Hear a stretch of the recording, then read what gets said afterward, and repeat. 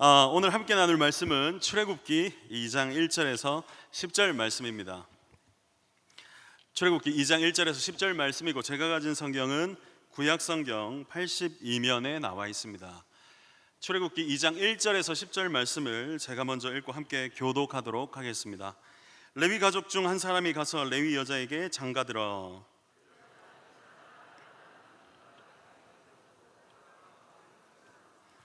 더 숨길 수 없게 되매 그를 위하여 갈대 상자를 가져다가 역청과 나무진을 칠하고 아기를 거기 담아 나일 강가 갈대 사이에 두고, 바로의 딸이 목욕하러 나일강으로 내려오고 시녀들은 나일 강가를 거닐 때에 그가 갈대 사이에 상자를 보고 시녀를 보내어 가져다가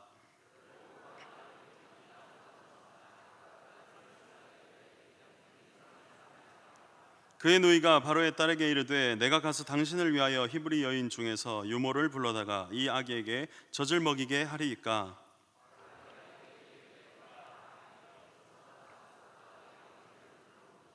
바로의 딸이 그에게 이르되 이 아기를 데려다가 나를 위하여 젖을 먹이라. 내가 그 삭슬 주리라. 여인이 아기를 데려다가 젖을 먹이더니 그 아기가 자라매 바로의 딸에게로 데려가니 그가 그의 아들이 되니라. 그가 그의 이름을 모세라 하여 이르되 이는 내가 그를 물에서 건져내었음이라 하였더라. 아멘. 오늘은 제목을 띄워주세요. 오늘은 이유 없는 사람 없고 계획 없는 인생 없다라는 제목으로 함께 말씀을 나누도록 하겠습니다. 제가 이제 결혼한 지 8년 차가 되었습니다. 우리 첫째가 8살이니까 결혼한 지 8년 동안에 후회가 되는 것이 한 가지 있습니다. 후회가 되는 것이, 오해하지 마십시오. 결혼을 후회한다는 얘기가 아닙니다. 결혼한 지 8년 동안 내가 한 가지 후회되는 게 있는데, 그게 뭐냐면 우리 아내가 그 아기를 뵀을 때 감자탕이 먹고 싶다고 했습니다. 감자탕이. 근데 저는 감자탕을 싫어합니다. 그래서 감자탕을 안 먹었습니다. 그게 그렇게 후회가 돼요. 왜냐하면 그 얘기를 계속 하더라고요. 한 번씩 내가 뭘 못할 때마다. 그리고 뭔가 좀 잘해줘도 그때 감자탕을 사줬으면 더 좋았을 것 같아요. 우리 아내가 성격이 되게 좋거든요. 근데 그게 왜 그렇게 후회가 되었을까 생각해 보면 그 임신이 그만큼 중요한 일이기 때문입니다. 그런데 참고로 한 가지 확실한 건, 우리 아내가 뭐 감자탕을 좋아한다기보다는 뭐 뱃속에 아기가 좋아, 뭐 먹고 싶대 뭐 이렇게 하는데, 저는 제가 우리 엄마 뱃속에 있을 때 뭘 먹었는지 기억이 하나도 나지 않습니다. 그게 사실인지 아니면 자기 내면의 자기의 목소리인지 모르겠습니다만은, 그만큼 왜 남편들은 아기를 가진 우리 아내에게 잘해야 됩니까? 아기를 가지는 게 그만큼 중요하고 임신은 축복스러운 정말 행복한 일이고 중요한 일이기 때문입니다. 여러분, 그런데 오늘 이 본문에 보면 이스라엘 백성들의 이 본문에 나오는 그 당시의 상황은 그렇지 못했습니다. 여러분, 우리가 출애굽기를 1장, 2장, 3장 이렇게 그냥 장별로 딱딱딱 몇 분 만에 읽어 나가니까 이게 그냥 쑥 띄엄띄엄 지나가는 거예요. 사실은 여러분, 모세가 태어날 때부터 모세가 장성하여 또 광야에 가서 80세 인생까지 단 3장 만에 바로 넘어가기 때문에 우리는 그냥 그랬는갑다 라고 하겠지만, 여러분 실제로 임신한 아기를 가졌을 때 우리는 마땅히 우리가 축복하고 축하합니다, 정말로 축하해요 이렇게 해야 되겠지만, 이 당시 사람들이 임신했을 때 가정이 어땠겠습니까? 파라오 왕이 이때 그 최고의 그 왕이 이스라엘 백성들이 늘어나는 걸 보면서 두려워했습니다. 걱정이 됐겠죠.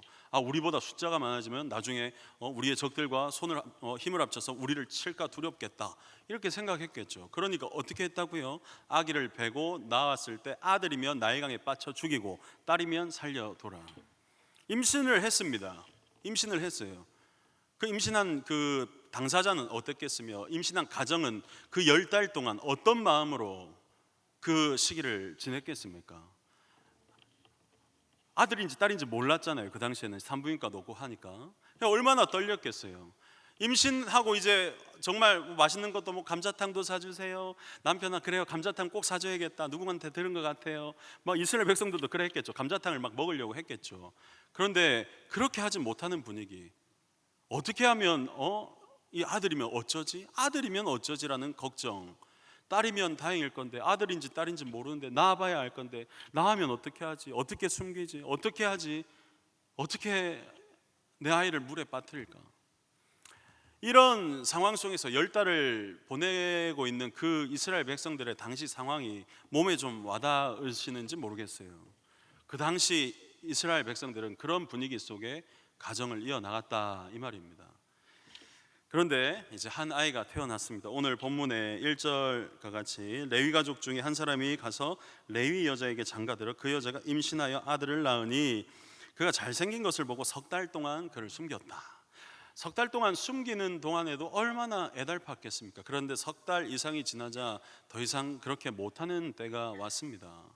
결단을 해야 됩니다. 그 부모는 아이를 버려야 되는데, 아이를 내 손으로 죽여야 되는데, 제가 혹시나 해서 우리 아내에게 물어봤습니다. 여보, 만약에 이런 상황이면 여러분이란다. 여보, 여보 어떻게 했을 것 같아요? 여보 어떨까? 내가 우리 첫째 아들을, 저는 첫째 둘 다 아들이거든요. 어떨까요? 하루를 다 지내고 우리 아들 둘이가 그렇게 별나게 막 하루를 보내고 이제 막 잠들었을 때 아이들 때문에 지쳐서 고단한 그 저녁 밤에 제가 물어봤습니다. 그런데도 우리 아들들이 그렇게 말을 안 듣고 그렇게 별나게 해도 상상할 수 없습니다 라고 답을 하더라고요. 여러분 상상이 갑니까? 아기를 자기 손으로 물에 빠뜨려 죽여야 되는 거. 누군가는 그렇게 하지 못할 것 같아서 이집트 군인들이 뺏어서 던졌겠죠. 그게 상상이 가요? 저는 진짜 저 같으면 이집트 군대가 오면 끝까지 싸우다가 내가 죽는 한이 있더라도 저는 절대로 그렇게 못할 것 같아요. 그런데 그런 상황 속에서 이스라엘 백성들이 살았다는 겁니다. 3달째 돼서 숨기지 못할 때가 돼서 이제 아기를 버리기로 결정하는데 물에 빠뜨리지 못하고 도저히 마음이 아파서 갈대로 상자를 엮어서 역청과 진을 발라 물이 못 들어오게 하고 아기를 거기다 두고 나일 강가에 있는 갈대숲 사이에 놓고 멀리서 바라봅니다. 자, 여기서 한 가지 질문을 하겠습니다. 이 부모는 갈대 상자를 그렇게 만들어서 아기를 놓고 두었을 때 조금이라도 더 있다가 우리 아기가 저 세상을 가겠구나 라는 마음으로 했을까요? 아니면 갈대 상자를 거기에 두면 이집트 공주가 와서 우리 아기를 데려갈 거야 라는 그 마음으로 거기에 두었을까요? 첫 번째입니까? 두 번째입니까? 네? 첫 번째입니까? 두 번째입니까? 그렇죠.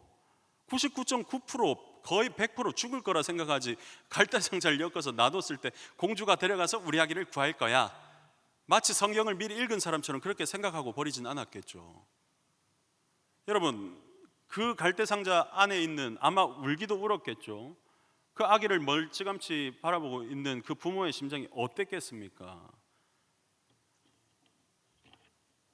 하나님의 은혜가 아니었다면 모세라는 이름을 갖기도 전에 그 갈대숲 사이에서 굶어서 죽거나 물에 휩쓸려서 떠내려가서 죽거나 했을 인생입니다.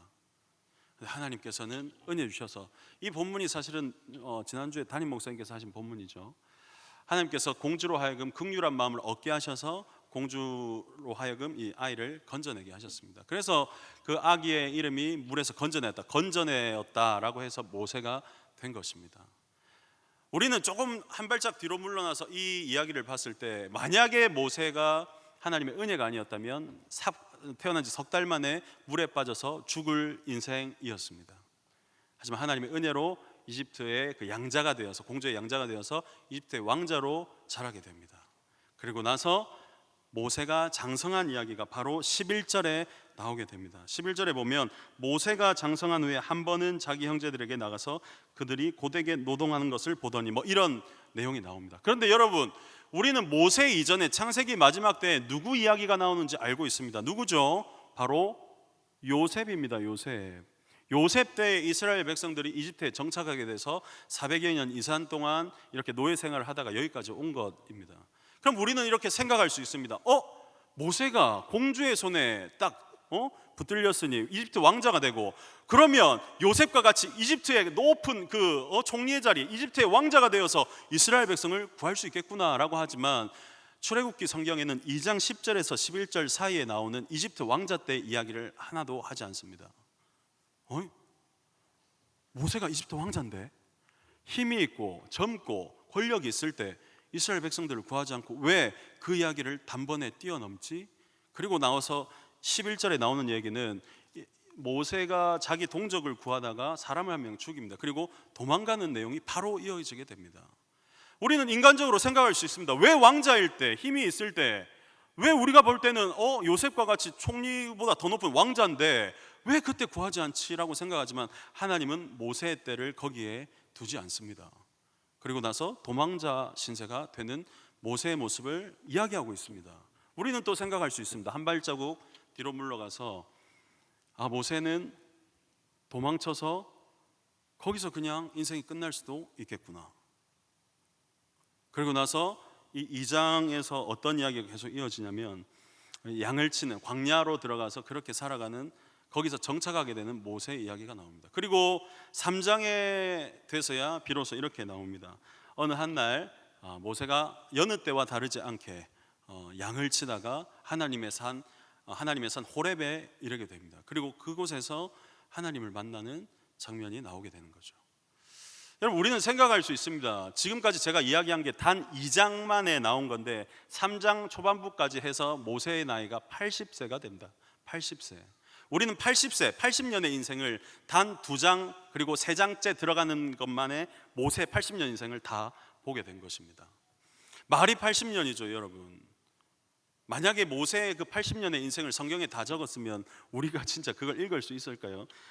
오늘은 우리 2장 1절에 10절인데 모세의 80세의 인생을 다 적었다면 오늘 함께 나눌 말씀은 출애굽기 2573장 35,000절 이렇게 읽지 않았을까요? 성경에 나와 있지는 않지만 우리는 거룩하게 상상할 수 있습니다. 모세는 도망자가 되었을 때 거기서 인생이 끝났겠다라고 생각할 수도 있어요. 물론 히브리서에는 믿음으로 나갔다 했지만 믿음이 있지만 40년 동안 그것도 양을 쳤다면, 40년 동안 양을 쳤다면, 나이가 80세가 될 때까지 양을 쳤다면 우리는 그렇게 생각할 것입니다. 하나님, 제가 양을 잘 쳐서 믿음으로 양을 더 키워서 그냥 양치기로 인생을 끝내야죠. 제가 이제 더 이상 뭘 하겠습니까? 모세도 그렇게 생각했을 겁니다. 무엇을 근거로 그렇게 할 수 있죠? 하나님의 선 호렙에서 하나님께서 모세를 불렀을 때 모세는 믿음이 있었습니다. 하지만 자기의 그 삶 가운데서 더 이상 저는 말도 잘 못합니다, 보낼 만한 자를 보내십시오라고 말하고 있기 때문입니다. 이미 연약할 대로 연약해져 버린 그런 모세의 모습을 우리는 볼 수 있는 겁니다. 우리가 만약에 성경을 보고 한 발짝 뒤에서 모세를 바라본다면 세 가지를 제가 말씀드릴게요. 물에 빠져서 죽을 인생이었을 수도 있습니다. 아니면 이집트의 왕자에서 부득이한 일로 도망자로 이제 끝날 인생이었을 수도 있어요. 아니면 양을 치다가 그냥 양치기로 남을 인생이었을 수도 있다, 이 말입니다. 그런데 하나님께서는 이제 더 이상 나는 말을 할 줄 모릅니다, 보낼 만한 자를 보내십시오라고 말할 수밖에 없는 그 연약한 모세 앞에 나타나 모세를 부르십니다. 그리고 모세에게 내가 너와 함께 하겠다, 내가 너를 보내겠다, 내가 너를 물에 건져냈으니 이제 네가 가서 이스라엘 백성들을 건져내라 라고 말씀하시는 겁니다. 인간적으로 보면 죽을 위기가 있었고 도망자로 그냥 인생이 끝날 것 같았고 그냥 양을 치다가 거기에 안주하며 인생을 끝낼 모세였지만 모세 앞에 그때 비로소 자기가 더 이상 무엇인가 할 수 없다라 하나님께서 더 이상 이 모세를 보며 이제 됐구나, 모세 스스로는 나는 그냥 이렇게 살다 여기서 그냥 하나님 잘 믿으며 죽어야지라고 생각했을 수도 있습니다. 하지만 그때 더 이상 몸에 힘이 다 빠지고 모세가 더 이상 나의 것이 아니라 나의 힘, 나의 권력이 아니라 이제는 그냥 이렇게 살다가 끝을 내야겠다라고 생각할 때 하나님께서는 모세 앞에 나타나 내 마지막 신은 그 신을 벗어버리라 라고 하시며 이제 내가 너와 함께 하겠다라고 말씀하시는 겁니다. 우리도 인생을 살다 보면 이럴 때가 있습니다. 진짜 죽고 싶다, 절망적이다, 더 이상 어떻게 할 수 없다, 마치 물에 빠진 물가에 있는 그 갈대상자에서 아무것도 할 수 없는 그 깐난애기처럼 아무것도 할 수 없이 멀리서 바라보며 그 부모는 절망적인 그 순간을 우리의 인생에서 맞이할 수도 있습니다. 여기가 끝이구나, 더 이상 어떻게 할 수 없겠구나. 때로는 이럴 때도 있습니다. 부득이하게 내가 어떻게 계획한 것도 아닌데 사람을 죽여서 도망자의 신세가 된 모세처럼, 와, 내 삶에 갑자기 왜 이런 일이 벌어진 거지? 나는 이집트 왕자인데, 나는 여기서 더 왕자처럼 해서 권력을 해서 우리 동족을 지켜야 되는데 왜 내가 지금 도망자 신세가 됐지? 라고 생각하며 부득이한 일을 맞이할 때가 있을 겁니다. 아니면 모세가 느지막이 80세가 되어, 나는 양 잘 치면서 양치면서 그렇게 살아야지, 자기의 삶에 안주하면서 난 더 이상 꿈이 없어, 난 더 이상 그냥 양만 치다 살다 그냥 인생 끝내지라고 생각하시는 분들도 있을 겁니다.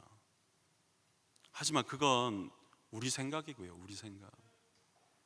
절망적이고 죽을 위기 가운데서도 하나님께서는 이집트 공주에게 긍휼한 마음을 품게 하셔서 살려내셨습니다. 도망자로 끝날 인생이었지만 광야에 들어가서 가정을 가지게 하시고, 또 그곳에서 양을 치다가 끝낼 인생이었지만 하나님께서는 가장 모세가 이제 연약하다고 생각할 그때 하나님께서는 그 떨기나무에 타오르는 그 불로 임하셔서 그렇게 나타나셨습니다. 이 떨기나무가 어떤 나무인지 아세요? 멋있는 나무가 아닙니다. 커봤자 2m도 안 되는 땅속에서부터 줄기가 퍼져 나오는 관목의 종류라고 합니다. 보잘것없는 그 떨기나무가 마치 모세의 모습, 그리고 여러분과 저의 모습 같지 않습니까? 그런데 거기서 타오르는 그 불로 나타나셔서 하나님께서 드디어 80세가 되었을 때 모세를 부르시는 것입니다. 우리는 우리의 인생을 우리 눈으로 바라보며 우리가 이쯤 되면 이걸 해야지, 지금이 이렇게 해야지, 그래, 하나님께서 지금 부어주시니까 지금 해야지, 물론 그럴 때도 있을 겁니다. 하지만 반대로 나는 실패했으니까, 난 더 이상 안 될 거야, 우리 집은 이러니까, 내 능력은 이거밖에 안 되니까 나는 여기서 끝을 낼 거야, 나는 이렇게 살다 죽겠지 라고 생각하시는 분들도 있을 거예요. 하지만 하나님께서는 모세를 3개월 만에 물에서 건져주시고 80년이 지나서 비로소 나타나게 되신 겁니다.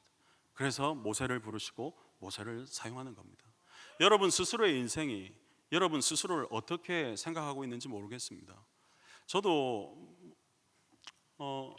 살면서 지금 여러분과 제가 다 그렇지 않습니까? 지금이 제일 능력 있는 때가 돼야 되지 않겠습니까? 시간이 지날수록 뭘 해도 더 잘하고 뭘 해도 또 능력이 있고 뭘 해도 잘 돼야 될 시기가 지금 아닙니까? 근데 저도 시간이 지나면 지날수록 때로는 하나님, 나 어떻게 하죠? 난 더 이상 여기서 뭘 어떻게 해야 됩니까?